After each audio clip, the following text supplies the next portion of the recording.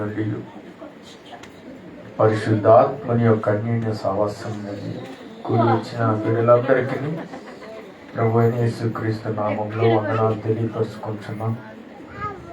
అలాగే నన్ను మిక్కిలిగా ప్రేమించి నన్ను ఎంతగానో ప్రేమించి మీతో పాటు పాలు పంచుకునే భాగ్యము పరిశుద్ధాత్మ దేవుడు నాకు ఇచ్చిన సహోదరుని బట్టి ఆనకరణం బట్టి వందనాలు చెల్లిస్తూ ఉన్నాం. అలాగే మనమలే పరిశుద్ధుల సంఘంలో దేవుని బిడ్డలు దేవుని పరిశుద్ధుల సంఘాల్లో ఉన్న బిడ్డలందరికీ వందనాలు. నాతోటి సహదైవ సేవకులు కూడా ప్రభు నామంలో వందనాలు తెలియపరుచుకుంటున్నాను. దేవుని స్తోత్రం. హల్లెలూయా, హల్లెలూయా, హల్లెలూయా. మంచిది. ప్రియమైన ప్రియదేవుని బిడ్డలారా, మన తండ్రి అయిన దేవుడు మన జీవితాల్లో విజయోత్సవం ఉండాలని నీ యొద్దకు రాబోతున్నాడు. దేవునికి మహిమ కలుగును గాక.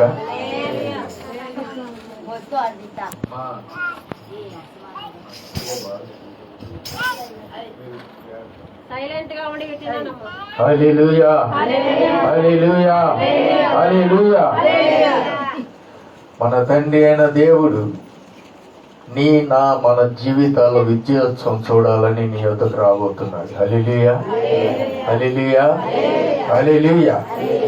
పరిశుద్ధ గ్రంథంలో కీర్తనకారుడు దావీదు మహారాజు గారు రాసినటువంటి కీర్తన 20వ కీర్తన చూద్దాం.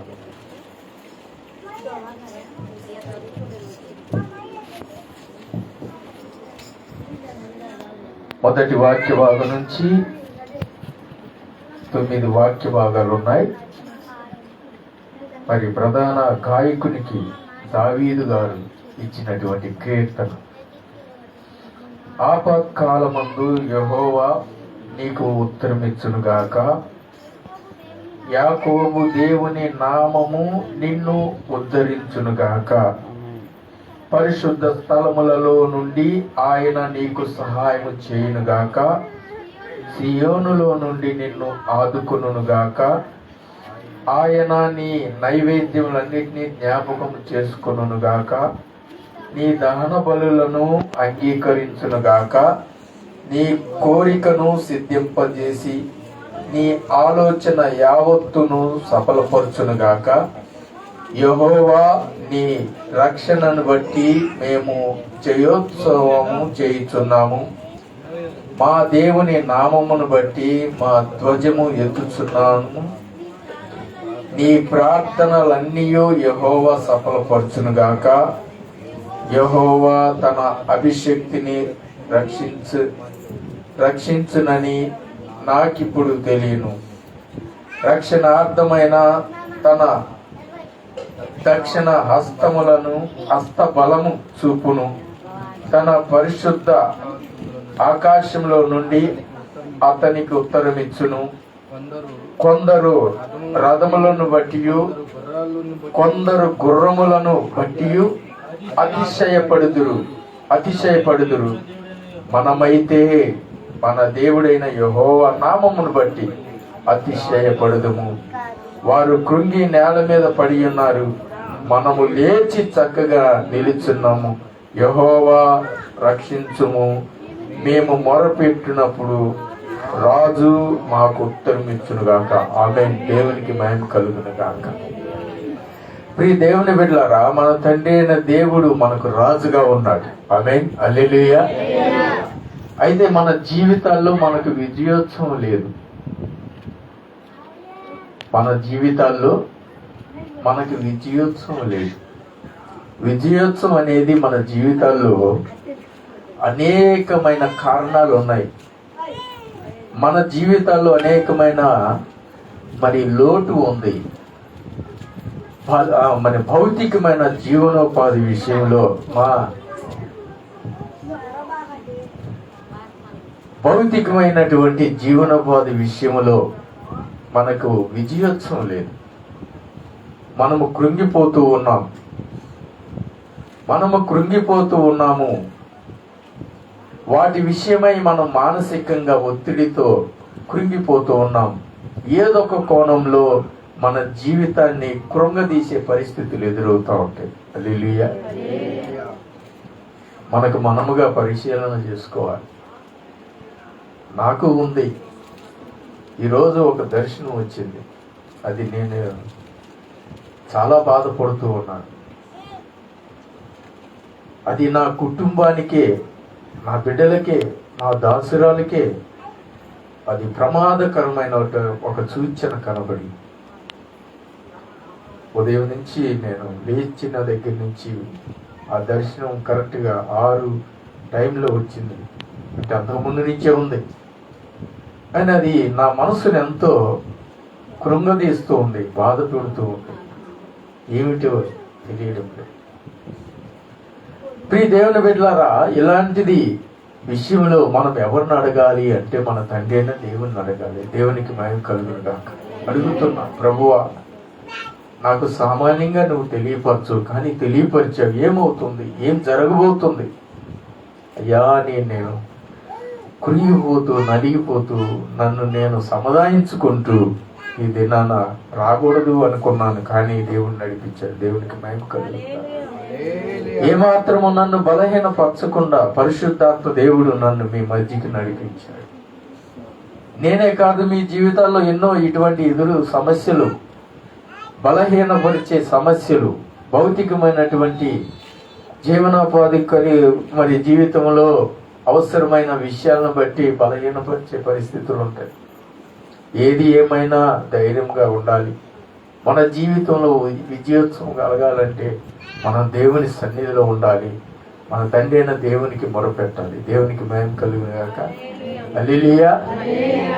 మరి ఒక సహోదరి విషయంలో, మరి తన జీవనోపాధి విషయంలో, తన వ్యక్తిగత విషయంలో తనకంటూ ఒక లోటు ఉన్నప్పుడు తండ్రి అయిన దేవునికి మొరపెట్టింది. దేవుని సన్నిధిలో మొరపెట్టింది. అయ్యా, 1 సమూయేలు గ్రంథం 1వ అధ్యాయం నేను ధ్యానం చేస్తూ ఉన్నాను. అయ్యా, మరి ఎంతోమంది నన్ను మానసికంగా బాధ పెడుతూ ఉన్నారు. వారి మాటలు అగ్ని వంటివి కాల్చివేస్తున్నాయి.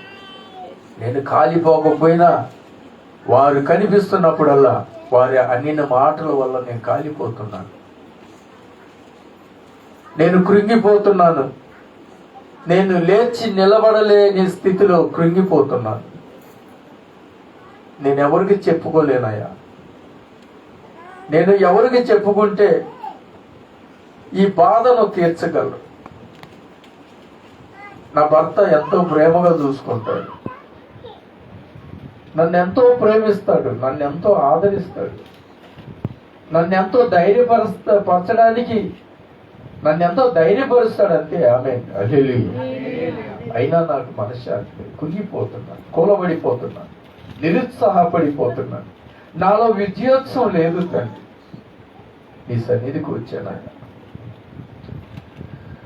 నీ యందు నేను విశ్వాసం ఉంచాను. నా హృదయంలో ఉన్నటువంటి వేదనంతా నీకు సమర్పించుకుంటున్నాను. నా బాధ అంతా నీకు మొరపెడుతున్నాను.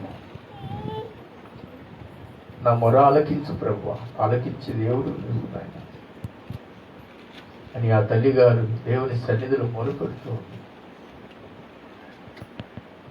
1 సమూయేలు 1వ అధ్యాయం 14వ వాక్య భాగం ఒక్కసారి చూడండి. 14వ వాక్య భాగం.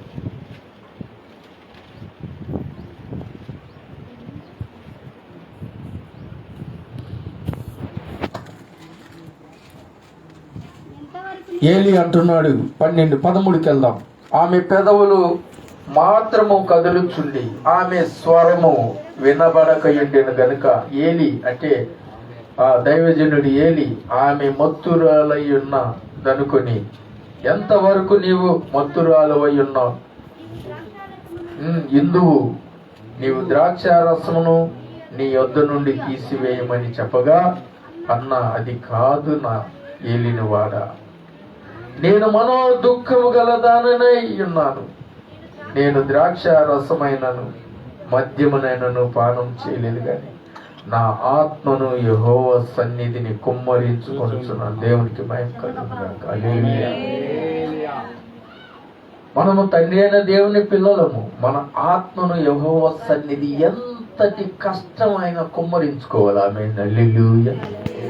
ఏమాత్రం ఎవరికి చెప్పుకున్నా, ఏమి చేసినా దానికి ఆన్సర్ రాదు. తండ్రి అయిన దేవునికే, మన తండ్రి అయిన దేవునికి అది ఎంతటి బాధ. నిజమే, నేను ఉదయం నుంచి నలిగిపోతున్నాను, నా తండ్రికి చెప్పుకుంటున్నాను. ప్రభువా, నీవే దానికి మార్గమును సారాలం చేయగలిగిన దేవుడు, నాకు మనశ్శాంతిని కలుగజేయ దేవుడు. ఏ ప్రమాదము చూపించిన ప్రమాదం అనేది జరగకుండా ఉండును గాక నాయన. నీ నామంలో నేను మొరపెడుతున్నాను. అలాగే ప్రియ దేవుని బిడ్డలారా, మరి తల్లి గారు ఎంతో మొరపెడుతుంది. తన బాధను ఎవరికి చెప్పుకోలేక ఎదురవుతున్న సమస్యలను, ఎదురవుతున్న నిందలను, అవమానపరిచే మాటలను ఏమాత్రము ఆమె తట్టుకోలేని స్థితిలో ఉండి దేవుని సన్నిధిలో మొరపెడుతూ మనోదుఃఖము గలదానయ్యున్నాను. నేను ద్రాక్షారసమునైనను మద్యమునైనను పానము చేయలేదు, కానీ నా ఆత్మను యెహోవా సన్నిధి కుమ్మరించుకొనుచున్నాను. నీ సేవకురాలనైనా నన్ను పనికి మాలిన దానికి ఎంచవద్దు. అత్యంతమైన కోప కారణమును బట్టి నాలో ఎంత కోపం రగులుతుందంటే నాయనా, ఆ కోపానికి హద్దులు. ఒక్కొక్కరు ఒక్కొక్క మాట అంటున్నటువంటి మాటను బట్టి, నా చెవిన పడుతున్న మాటలను బట్టి నాలో రేగుతున్న కోపము అది కట్టలు వేయలేనిది నాయన. కోప కారణమును బట్టి బహుగా నిట్టూర్పులు విడుచుచు నాలో నేను దీన్ని చెప్పుకొనుచుంటినని. అంతటా ఏలి, నీవు క్షేమముగా విను. ఆమేన్. హల్లెలూయా. వినిన దేవుడు క్షేమముగా వెళ్తాడు. ఈ అభయం ఎవరు ఇవ్వగలరు? ఈ మాట ఎవరు చెప్పగలరు? ఈ సృష్టిలో ఎవరు చెప్పలేరు. ఈ మాట నువ్వు వినాలంటే నీవు మన తండ్రి అయిన దేవుని సన్నిధిలో ఉండాలి. ఆమేన్. హల్లెలూయా. మన తండ్రి అయిన దేవుని సన్నిధిలో నువ్వు ఉండాలి, నేనుండాలి, మనం ఉండాలి. అప్పుడే మన జీవితాలకి నెమ్మది, మనకు కలిగిన సమస్యలకు పరిష్కారం. చూడండి ప్రియ దేవుని బిడ్డలారా, నీవు 17వ వాక్య భాగం, నీవు క్షేమముగా వెళ్ళుము. ఇశ్రాయేలు దేవునితో నువ్వు చేసుకునిన మనవి ఆయన దయచేయునుగాక అని ఆమెతో చెప్పగా, ఆమె అతనితో, నీ సేవకురాలునైన నేను నీ దృష్టికి కృప నొందును గాక అని. ఆ తరువాత ఆ స్త్రీ తన దారిని వెళ్ళిపోయి భోజనం చేయించు నాట నుండి దుఃఖముఖిగా నుండట మానెను. దేవునికి మహిమ కలుగును గాక. హల్లెలూయా.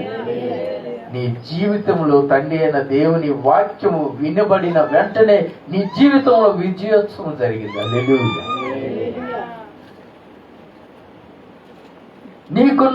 నీకున్నటువంటి లోటును బట్టి, నువ్వు కృంగిపోయిన దానిని బట్టి నీకు విజయోత్సవం లేదు. తండ్రి అయిన దేవుడు నీకు చెప్పిన దానిని బట్టి నీవు విజయుడవు, నేను విజయుడను, మనము విజయులము. ఆమేన్. హల్లెలూయా. ఆమె జీవితంలో బిడ్డలు లేరు. బిడ్డను బట్టి తండ్రి సన్నిధిలో అడిగింది. ఆ అడిగిన దాన్ని బట్టి తండ్రి సమాధానం చెప్పిన దాన్ని బట్టి ఆమె సంతోషాలకు హద్దులు. హల్లెలూయా. అలాగే ప్రియ దేవుని బిడ్డలారా, ఇశ్రాయేలీ ప్రజల్లో, ఇశ్రాయేలీ యొక్క ప్రజల్లో రోమా ప్రభుత్వంలో పరిపాలనలో ఉన్నప్పుడు వారికి విజయోత్సవం లేదు. ఆ బిడ్డలకి. హల్లెలూయా. వారు కృంగిపోతున్నారు. ఆ రాజులను, ఆ అధికారులను దేవుళ్ళుగా పూజించే పరిస్థితి. స్వేచ్ఛ జీవితం లేదు. ఆ బిడ్డలో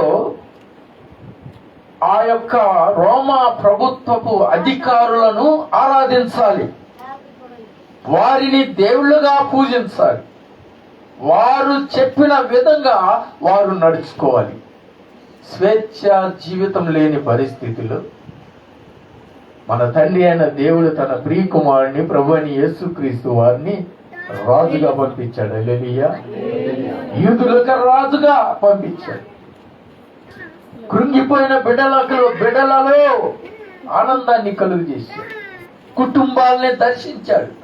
కుటుంబాల్లో ఉన్నటువంటి వ్యాధి రోగాలను తీసివేశాడు. కుటుంబాల్లో ఎంతో ప్రేమించిన బిడ్డలు చనిపోతే ఆ బిడ్డలను బ్రతికించాడు. హల్లెలూయా. ఎన్నో సంవత్సరాల నుంచి అనేకమైన బాధలతో ఉన్నటువంటి వాడిని, అనారోగ్య స్థితిలో ఉన్నటువంటి వాడిని స్వస్థపరిచాడు. ఆ కుటుంబాన్ని దర్శించి వారిని అత్తుకున్నాడు దేవుడు. హల్లెలూయా. ప్రభు అయిన యేసుక్రీస్తు వారు యూదులకు రాజుగా ఆ ఆప్యాయత, ఆ అత్తుకొనుట, ఆ పలకరింపులో ఆ ప్రేమను చూశారు. వారు విజయోత్సులయ్యారు. హల్లెలూయా. ఇక వారికి అద్దులు వారి రోమా పరిపాలనలో అయితే ఉన్నారు, కానీ ఆ దుఃఖం లేదు, ఆ బాధలు లేవు, ఆ వేదన లేవు, ఆ సమస్యలు లేవు. ప్రభు అయిన యేసుక్రీస్తు వారు ఎప్పుడైతే యూదుల రాజుగా ఆయన పుట్టాడో, ఆయన నివసించాడో, ఆయన జీవించాడో, ఇక నీవే మా రాజు అని ఆ విజయోత్సవాలకు ఆనందం పట్టలేక వారు ఆయనను ఖర్జూరపు మంటలతో ఊరేగించారు. దేవునికి మహిమ కలుగును గాక. హల్లెలూయా. సువార్త 21వ అధ్యాయం 1వ వాక్యభాగం నుంచి 21లో 1వ వాక్యభాగం నుంచి 11వ వాక్యభాగం చూసినప్పుడు 5వ వాక్యభాగాన్ని నేను ధ్యానం చేస్తున్నాను. ఇదిగో నీ రాజు సాత్వికుడై గాడిదను భారవాహకు పశువు పిల్ల అయిన చిన్న గాడిదనికి నీ యొద్దకు వచ్చుచున్నాడని సియోను కుమారుతో చెప్పుడు. దేవునికి మహిమ కలుగును గాక. నీ యొద్దకు వచ్చుచున్నాడు.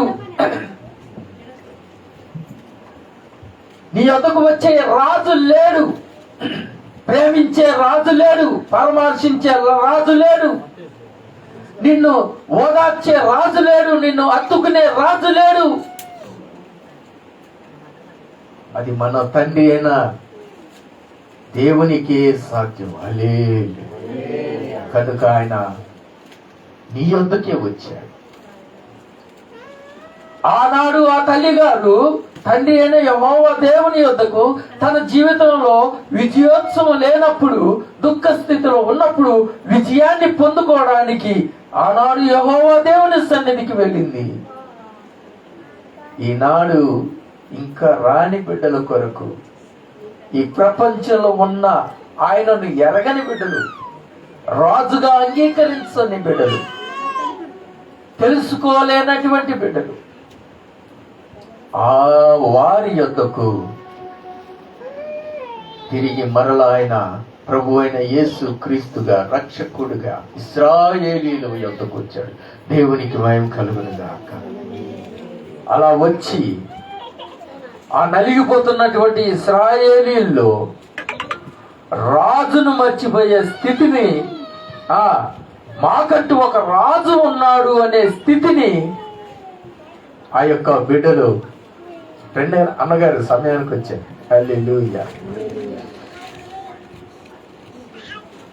మాకంటూ ఒక రాజు ఉన్నాడు, సంతోషాన్ని ఇచ్చే రాజు ఉన్నాడు, మా వ్యాధి రోగాలను నయం చేసే రాజు మా మధ్య ఉన్నాడు, మమ్మల్ని హృదయపూర్వకముగా హత్తుకునే రాజు మాకున్నాడు. ఇంతకంటే ఇంకా ఏం కావాలని ఆ విజయోత్సవంలో, ఆ విజయోత్సవ ఆనందముతో ప్రభు అయిన యేసుక్రీస్తుని యూదులు రాజుగా ఆయనను ఊరేగించారు. దేవునికి మహిమ కలుగును గాక. ఆనాడు ఆ విధంగా చేశాడు. ప్రియ దేవుని బిడ్డలారా, ఈనాడు అనేక బిడ్డలు, ఇంకా ఆయనను ఎరగని బిడ్డలు, ఆయనకు సమీపం లేని బిడ్డలు, వారు కూడా ఆయనను ఎరిగి వారి హృదయాల్లో ఆ విజయోత్సవాలు కలుపుకొని విజయోత్సవాన్ని పొందుకొని తండ్రి అయిన దేవుని నిత్య రాజ్యంలో బిడ్డలందరూ ఆ రాత్రింబగలు ఆయన సన్నిధిలో గడపాలని ప్రభు అయిన యేసుక్రీస్తు వారు ఇక్కడికి రావడానికి, మన కొరకు రావడానికి, మరలా మనలను తీసుకొని ఆయన రాజ్యంలో నివాసం చేయడానికి రాబోతున్నాడు. దేవుడి పరిశుద్ధ వాక్యాలు మనందరి హృదయాల్లో నింపి ఆనందింపజేయునుగాక. Amen, amen, amen. Praise the Lord. యేసయ్యా నీ ప్రేమ ఎంత మధురమో, యేసయ్యా నీ కృపయే అమృతమో, యేసయ్యా నీ ప్రేమ ఎంత మధురమో, యేసయ్యా నీ కృపయే అమృతమో.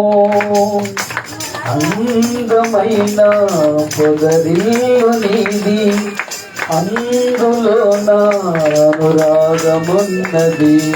హల్లెలూయా, హల్లెలూయా. ప్రియమైనటువంటి దేవుని బిడ్డలారా, ఈ మధ్యాహ్న కాల సమయంలో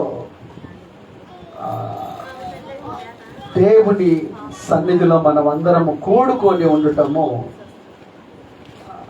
దేవుని మహాకృపను బట్టి దేవునికి స్తోత్రం. హల్లెలూయా.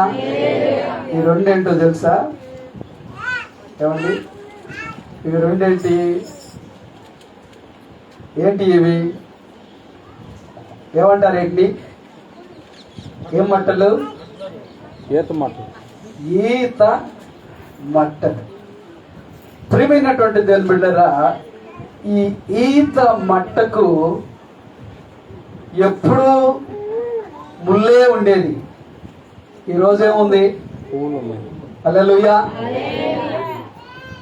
ఎప్పుడు ఈ మట్టకి ఏముండేదండి? ముల్లే ఉండేది. ఈరోజు ఈ మట్టకు ఒక విలువ వచ్చింది. హల్లెలూయా. ఈ మట్టకు ఒక విలువ రావటానికి కారణం ఎవరు? ఈ మట్టకి విలువ రావటానికి కలిగిన కారణం ఏంటి? ప్రియమైనటువంటి దేవుని బిడ్డలారా, ఒక గాడిద కట్టబడింది, దాని మీద ఒక ఆయన కూర్చున్నాడు. మీకు అందరికీ తెలిసిన విషయం ఇది. ఎప్పుడైతే యాక్చువల్గా గాడిద అరిస్తేనే తట్టుకోలేం, అలాంటిది దాని మీద ఒక ఆయన కూర్చున్నాడు. కూర్చున్న మరుక్షణమే అక్కడున్న జన సమూహం అందరూ ఏం చేస్తున్నారయ్యా అంటే, ఇంట్లో నుంచి వచ్చి మంచి మంచి చీరలు తీసుకొచ్చి పరుస్తూ ఉన్నారు. గాడిద ఆ చీరల మీద నడుస్తుంది. హల్లెలూయా. అంటే ఒక గాడిదకు ఏమొచ్చింది? ఘనత వచ్చింది. ఈ రోజున నా ప్రియమైనటువంటి దేవుని బిడ్డలారా, దేవుని నమ్ముకున్న మనకు ఏమొచ్చింది? ఆమేన్. మనకు ఒక ఘనత వచ్చింది. ఒక ఘనత రావటానికి కలిగిన కారణం, ఒక విలువ కలిగిన వ్యక్తి మన మీద కూర్చొని ఉన్నాడు. ఆమేన్. ఆయన కనిపించడు. నీకు ఈ ముళ్ళు కనుక ఒకసారి నిన్ను గుచ్చితే అంత భయంకరమైన నొప్పి ఉంటుందో మీకు తెలుసో తెలియదో కానీ నాకు తెలుసు. ఎందుకంటే నేను అక్కడి నుండి వచ్చాను. హల్లెలూయా. ఆకలికి తట్టుకోలేక ఈతకాయల కోసం ఎక్కితే ఒకేసారి ఆ ఈత ముళ్ళు ఇది మెదలకుండానే ఉంది, దాని కింద ఉంటుంది పవర్ఫుల్ ముళ్ళు. రెండవదిగా చూడండి ప్రియమైనటువంటి దాని బిడ్డారా, నేను ఎక్కడ మీకు ఏ వాక్యం చూపించడం లేదు, మీకు అంతా తెలుసు. మనకు ఈ ఇల్లు రావడానికి కలిగిన కారణం, మనం ఒక మట్టగా ఉండాలి. అనగా ఒక మట్టగా మనము అంటు కట్టబడాలి. హల్లెలూయా. దేనికి అంటు కట్టబడాలి, ఎవరికి అంటు కట్టబడాలి అని మనం చూడగలిగితే సంఘానికి మనము అంటు కట్టబడి ఉండాలి. హల్లెలూయా. ఈ మట్టలో కొన్ని ముళ్ళులు ఏమంటాయి? పెద్ద ముళ్ళు ఉంటుంది, చిన్న ముళ్ళు ఉంటుంది, ఏమండి చివరి కొస్సను ఇంకొక ముళ్ళు ఉంటుంది.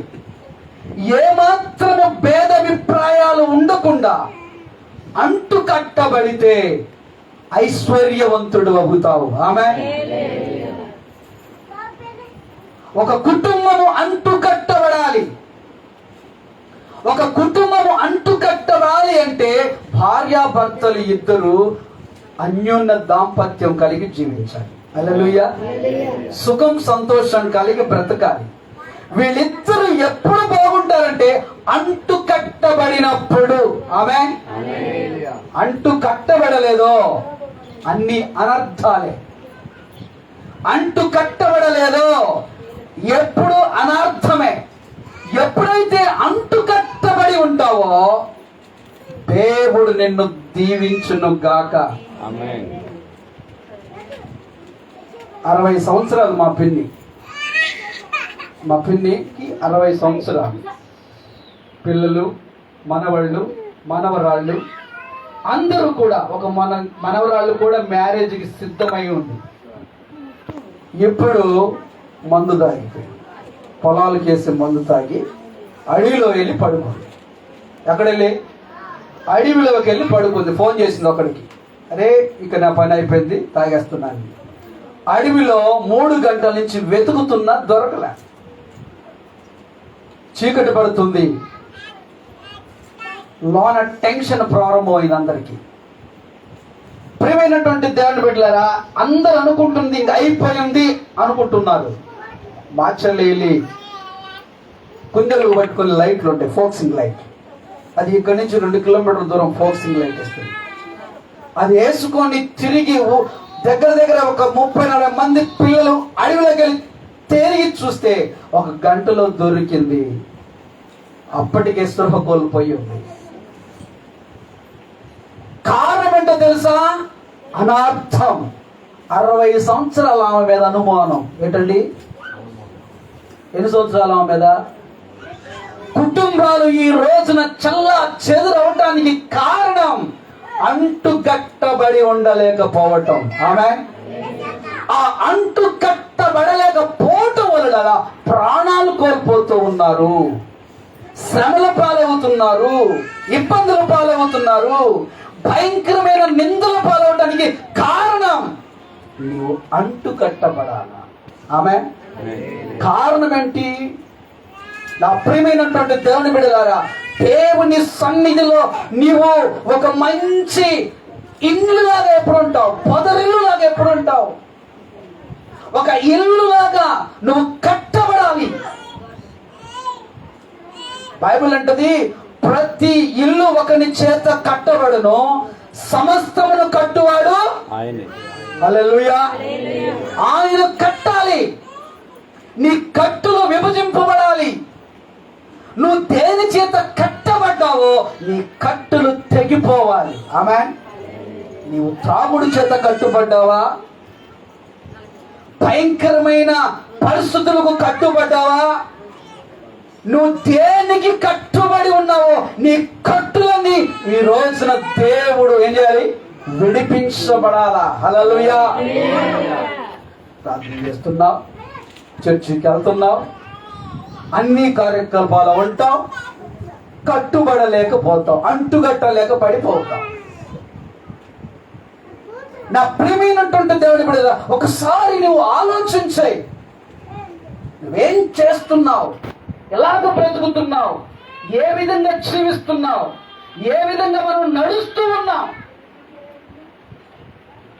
నా ప్రియ దేవుని బిడ్డ, నీవు దేని చేత కట్టుబడ్డావో నీ కట్టులను అన్నిటినీ విడిపించువాడు నజరేయుడైన యేసయ్య మాత్రమే. నువ్వు, నేను, మనము దేని చేతను కట్టుబడ్డా నీ కట్టును విభజింపగలిగిన నాథుడు ఎవరు? ఈ మధ్యాహ్న కాల సమయంలో దేని చేతున్నావు? దేని పరిస్థితిలో మనం బ్రతుకుతున్నాం? ఏ విధంగా మనము జీవిస్తున్నాం? మనము ఒక ఇల్లు రాళ్ళ మీద రాయి కట్టే ఇల్లు కాదు. ఎక్కడ ఉండాలి ఇల్లు? హల్లెలూయా. పొదరిల్లు అంట, హృదయంలో ఉండాలి. ఆమె ఆ ఇల్లు కట్టబడితే నిన్ను చూసి అనేకులు, నిన్ను చూసి అందరూ, నిన్ను చూసి నిన్ను నీ కుటుంబాన్ని చూసి అందరూ ఏం చేస్తారండి? ఒక మంచి గృహముగా ఉండాలి. హల్లెలూయా. ఈ రోజున నా ప్రియమైనటువంటి దేవుని బిడ్డలారా, కుటుంబ వ్యవస్థ పాడైపోతుంది. డామినేషన్, కుటుంబ వ్యవస్థ చెల్లాచెదరైపోతుంది. కారణం అంటుగట్టబడలేకపోవటం. దేవుని చేత నువ్వు అంటుగట్టబడాలి. నీ ముళ్ళులన్నిటినీ తెంచువాడు దేవుడే. నీకు ఈ రోజున ఒక ఘనత వచ్చింది అంటే కేవలం దేవుడు మాత్రమే. ఆమె నువ్వు అనుకున్నా, నేను అనుకున్నా, మనం ఎవరు అనుకున్నా ఏం ప్రయోజనము? నీ వలననే నాకు ఈ వైభవం. హల్లెలూయా. నీ వలననే. చాలా మంది భార్యలు ఏమంటారండి? భర్తను తిట్టే మాట ఏంటంటే, ఎప్పుడు చేస్తావు, ఎప్పుడు చేస్తావు, ఎప్పుడు చేస్తావు అంటారు.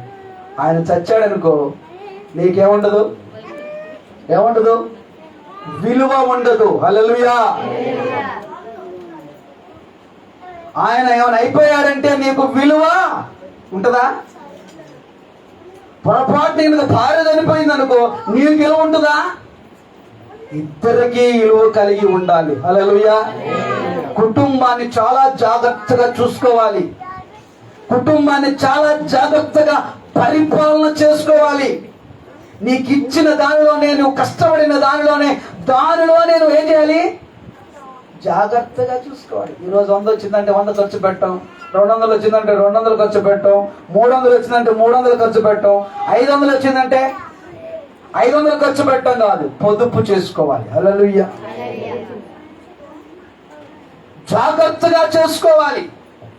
ఇవన్నీ జాగ్రత్తగా చేసుకుంటేనే నీ నావ ముందుకు సాగుద్ది. లేదా నీ నావ ఏమైపోద్ది? అప్పులమయమైపోతావు, తెప్పల పాలవుతావు. లేనిపోని సమస్యలన్నీ, లేనిపోని ప్రాబ్లం అని నీ నెత్తి మీదకి వచ్చి నీకు ఎలాగా? నీకు నిద్ర కూడా పడుతుంది. ఎవరొస్తుందమ్మా? నా ప్రియమైనటువంటి దేవుని బిడ్డలారా, నువ్వు దేని చేత కట్టబడ్డావు? నీ కట్టులను విభజింపగలిగిన దేవుడు నా దేవుడు, మన దేవుడు. ప్రార్థన చేస్తున్నామంటే చేస్తున్నాం, ఉంటున్నామంటే ఉంటున్నాం, బ్రతుకుతున్నామంటే బ్రతుకుతున్నాం, నడుస్తున్నామంటే నడుస్తున్నామని కాదు, ఒక ప్రత్యేకంగా బ్రతకాలి. హల్లెలూయా. ఒక ప్రత్యేకంగా జీవించాలి. అప్పుడు నిన్ను బట్టి ఎవరు సంతోషపడతారు? నీ తండ్రి అయిన దేవుడు. హల్లెలూయా. నీ తండ్రి అయిన దేవుడు నిన్ను బట్టి సంతోషపడటానికి కలిగిన కారణం నీ ముళ్ళు ఏమైపోయింది? కట్ అయిపోయింది. నేను ఒక ఆయన, పెద్ద ఆయన మాట, నా పేరు చెప్పను కానీ, నేను ఎప్పుడైతే పెద్దోళ్ళు అయ్యానో నా కోపం అనే నరాన్ని ఏం చేసుకున్నాను? నరాన్ని కట్ చేసుకోవాలి. కోపాన్ని తగ్గించుకోవాలి. కోపం ఎంత పవర్ఫుల్ తెలుసా? చాలా డేంజర్. కనుక నా ప్రియమైనటువంటి దేవుని బిడ్డలారా, ముందు మనము కుటుంబ వ్యవస్థను సరిగా చూసుకోవాలి. ఎవడైనానో తన ఇంటిని సరిగా ఏలకపోతే, ఇంటిని సరిగా ఏలాలి. ఇంట గెలిచి రచ్చ. ఏమండి? ఇంట్లోనేమో పిల్లి, వీధిలోనేమో, నేను చెప్పటం లేదండి, బైబిల్ చెప్తుంది. హల్లెలూయా. ఏమండి? అలా ఉండకూడదు. ఎక్కడ పులి పులియే. హల్లెలూయా. మిరపకాయ పవర్ ఎక్కడున్నా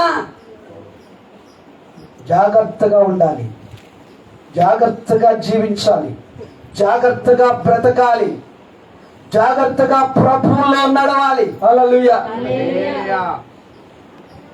మరి ఏం రాలేదు? వచ్చిందా? దేవునికి స్తోత్రం. ఆమేన్. నా ప్రియమైనటువంటి దేవుని బిడ్డలారా, మనము దేవుని దగ్గర ఎప్పుడైతే అలాగుంటామో నిన్ను బట్టి దేవుడు సంతోషపడతాడు. నిన్ను బట్టే నువ్వు ఎప్పుడు కూడా అంటుగట్టబడాలి, సంఘానికి అంటుకట్టబడాలి, మందిరానికి అంటుకట్టబడాలి, సహవాసానికి అంటుకట్టబడి ఉండాలి.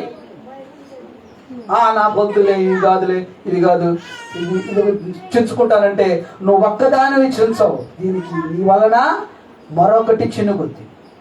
కనుక నువ్వేం చేయాలి అంటే ప్రార్థన మాత్రమే. ఆమేన్, హల్లెలూయా.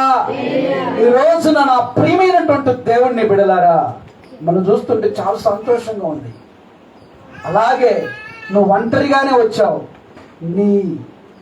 నీ తోడు కూడా తీసుకొని రావడానికి ప్రయత్నం చెయ్యి. హల్లెలూయా. అంటే నీ యజమానుడు కూడా కూర్చోబెట్టు దేవుని సన్నిధిలో, యేసురత్నం కూర్చున్నట్టు. ఆమేన్.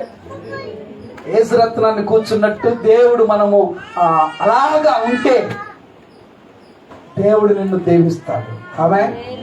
కనుక నా ప్రియమైనటువంటి దేవుని బిడ్డలారా, దేవుడు విడిచిపెట్టేవాడు దేవుడు కాదు మన దేవుడు. దేవుడు త్రోసివేసే దేవుడు కాదు మన దేవుడు. దేవుడు మనల్ని తక్కువగా చూసేవాడు కాదు. దేవుడు నిన్ను, నీ కుటుంబాన్ని ఉన్నతంగా చూస్తాడు. కారణం ఎప్పుడంటే నీవు కష్టపడి, నువ్వు భార్య భర్త ఇద్దరు, నువ్వు 2 ఎద్దులు ఉన్నాయండి, 2 ఎద్దులు కలిసి 1 ఎకరం పొలం దున్నితేనే పంట చేతికి. ఏ ఎద్దు, నేను ఒంటరి ఎద్దునే, నాకేం లేదు, నేనే అన్నాను అనుకో, అయ్యా ఒంటరిగా ఉండలేవు అనుకో మాకంటే దయచేసి. ఒకటే దున్నుతున్నాను అనుకున్నావు అనుకో, ఎంత దున్నగలుగుతావు? బైబిల్ అంటది, ఒకడు 1000 మందిని కొట్టును, ఇద్దరు ఎంతమంది కొట్టాలి 2000 మంది కదా. కానీ బైబిల్ ఏం చెప్పుద్ది తెలుసా? 10,000 మందిని అంట. హల్లెలూయా. భార్య భర్తలు ఇద్దరు కలిగే పవర్, ఈరోజు ఆ శక్తి మనకు ఉండాలి. ఏదో ప్రార్థన చేస్తున్నాం వెళ్ళిపోతున్నాం కాకుండా, ఒక మంచిగా నియమాలు ఉంటాయి ప్రభువులో. ఇరుకు ద్వారం ఉంటుంది ఇది. హల్లెలూయా. ఈ ఇరుకు ద్వారంలో జాగ్రత్తగా ప్రయాణం చేయాలి. ఈ ఇరుకు ద్వారంలో చాలా జాగ్రత్తగా జీవించాలి. ఎలా జీవిస్తున్నారు? సోమవారం తోటకి వెళ్తావు, మంగళవారం సినిమాకి వెళ్తావు, బుధవారం సీరియల్ చూస్తావు, ఇంకేమన్నాయి, గురువారం కొట్టుకుంటారు, శుక్రవారం ఉపవాసాలు ఉంటాం, ఆదివారం అలా ఉండకూడదు. హల్లెలూయా. నీ భార్యను, నీ భర్తను నువ్వు ప్రేమించు. ఎట్లా ఉంటుంది అన్నది? ఏ విధంగా ఉంటుంది? మొహం చూడు నల్లగా ఉన్నది ఏంటంటే నేను ప్రేమించాలన్న. ఏమండి? ఆ ప్రేమే మిమ్మల్ని, నీ కుటుంబ వ్యవస్థను చాలా జాగ్రత్తగా కాపాడేది. హల్లెలూయా. ప్రేమ గనక లేదు, మా రమేష్ భలే చెప్తాడు ప్రేమ గురించి, అప్పుడప్పుడు వింటా ఉంటాం. కనుక జాగ్రత్తగా ఉండండి, జాగ్రత్తగా ప్రార్థన చేయండి, జాగ్రత్తగా దేవుని సన్నిధిలో బ్రతకండి. ఎప్పుడు అత్తను తిట్టడమే కాదు, అత్తను ప్రేమించడం కూడా. హల్లెలూయా. రేపు కూడా నువ్వు అత్త అవుతావు, గుర్తుపెట్టుకో. ఎప్పుడు అత్త మీద పడటం కాదు, రేపు మళ్ళా నువ్వు కూడా ఒక అత్త, ఒక మానవు. నీ పరిస్థితి ఎలా ఉండదో ఆలోచన చేయి. అమ్మవు ఏమవుతావు? అత్తమవుతావు. కనుక నా ప్రియాదేవుని బిడ్డారా, ఈ రోజున మీ మొక్కలు చూస్తే నాకు ఏదో ఒక ప్రత్యేకంగా చెప్పాలనిపించింది. అందుకు నేను ఈరోజు దేవుని సన్నిధిలో మాట్లాడాను. మాథ్యూస్ అని ఒక మంచి పాట రాశాడు, నాకు రాత్రే నేను విన్నాను. అందమైన ఒక పొదరిల్లు, ఇంకంతకంటే ఇంకేం కావాలి? కనుక నీ ఇల్లు ఒక పొదరిల్లుగా ఉండాలి, నీ కుటుంబం ఒక పొదరిల్లుగా ఉండాలి, అందులో మీరే ఉండాలి. హల్లెలూయా. అలాగే మనం ఉందాం. అందరూ మోకరించండి, ప్రార్థన చేసుకుందాం. యేసయ్యా నీ ప్రేమ ఎంత మధురమో, యేసయ్యా నీ కృపయే అమృతము. అందరూ 2 చేతుల పైకి ఎత్తి, యేసయ్యా నీ ప్రేమ ఎంత మధురమో, యేసయ్యా నీ కృపయే అమృతము. ప్రేమ కలిగిన మా తండ్రి, నీ ఘనమైన పరిశుద్ధ నామానికి స్తోత్రం. మా కుటుంబాలు, మా జీవితాలు ఒక అందమైన పొదరిల్లుగా చేయండి దేవా. అందులో మమ్మల్ని మీరు సంతోషదాయకంగా, ఆనందదాయకంగా, అభివృద్ధిదాయకంగా దేవా నీవు నడిపించమని ప్రార్థిస్తున్నాం.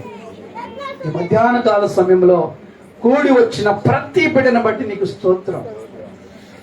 ఈరోజు నాయన ఒక మట్టగా మందిరానికి కట్టబడాలి, ఒక గాడిద కట్టబడిన గాడిదను మీరు వినిపించారు. ఆ గాడిదన వలన ఒక ఘనత వచ్చింది. కారణం మీరు దాని మీద ఉన్నారు కనుక మాకు ఒక ఘనత తీసుకొచ్చి పెట్టారు. మీరు మా మీద ఉన్నారు కనుకనే, మిమ్మల్ని నమ్ముకున్నాము కనుకనే, మీలో బ్రతుకుతున్నాము కనుకనే, మీలో జీవిస్తున్నాము కనుకనే ప్రభువా ఆ జీవితము ఒక మంచి ఆశీర్వాదకరంగా మార్చి ప్రతి బిడ్డను మీరు దీవించి మహిమయు ఘనతయు మీరే పొందుకోమని నజరేయుడైన యేసు నామములో ప్రార్థిస్తున్నాము తండ్రి. మన తండ్రి అయిన దేవుని ప్రేమయు ప్రభువైన యేసుక్రీస్తు కృపయు పరిశుద్ధాత్మ కన్యని సహవాసం కూడి ఉన్న ప్రతి బిడ్డలకు నిరంతరము తోడై నడిపించును గాక. అందరికీ ప్రభునామములో మరొకసారి వందనాలు. అందరికీ వందనాలండి. సాయంకాలం రాజు గారి గృహంలో